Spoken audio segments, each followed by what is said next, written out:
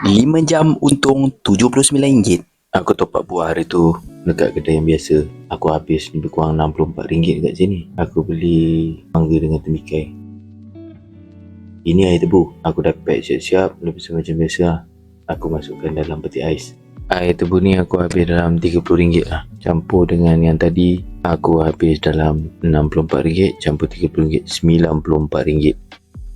Penat lah tu nak buat air buah ni, sampai aku tak sempat rakam video.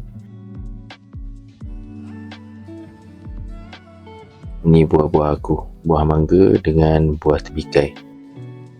Ini aku dah sampai PJ naik kabut sale. Sampai-sampai je aku tak kira apa lah. Aku janji aku punya air boleh keluar dulu ya. Sebab kan aku keluar awal, tengok aku dah pecah telur sales yang pertama seminit selepas aku keluarkan air. Dah sampai pukul 11 macam tu, air aku dah tinggal banyak ni dah. Agak berjaya jugalah. Dapatlah aku sale hari ni 173. Tolak dengan kos aku, tolak dengan duit tapak, bolehlah aku dapat untung sikit. Alhamdulillah.